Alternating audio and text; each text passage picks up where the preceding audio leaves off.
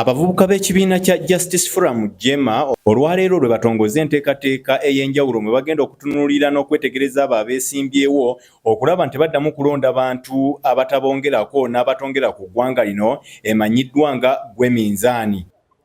Ekyobukeerezi tetwekikeerezi olw'ensonga nti ebiseera ebisinga twawangayo nnyo akadde okugenda wansi.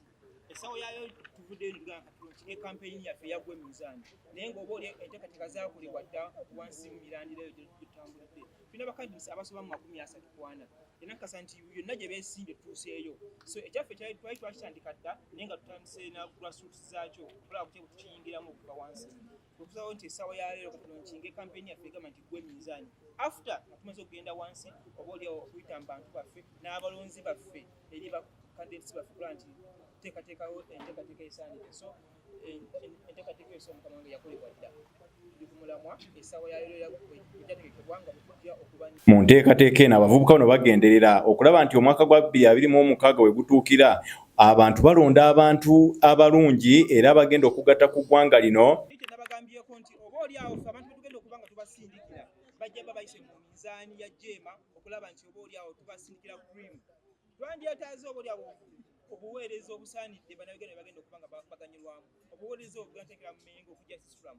So essaawa yonna tugenda kubaawo n'obuyumufyu ate nekyenkakasa buli munnyo oba oliawo competition gye tukusuubira okuba nti ena agenda otutuuka mu bantu nammwe mweyongera okusalawo oba oliawo so si okutambulira mu kinyumu.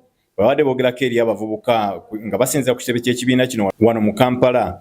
Akulira abavubuka bano Hussein Kasule agamba mu biseera ebyakalulunga kano mu biseera by'okunoonya akalulu wabeerawo akabuguumiriro abantu ne beerabira omulamu omukulu ogw'abantu be balina okusindika mu bifo eby'enjawulo ng'ekigendererwa kya kulongoosa mpeereza naye ne balonda abantu abalowooza ku mbeera zaabwe zokka mpozi n'okukola emikolo egy'oku kyalo.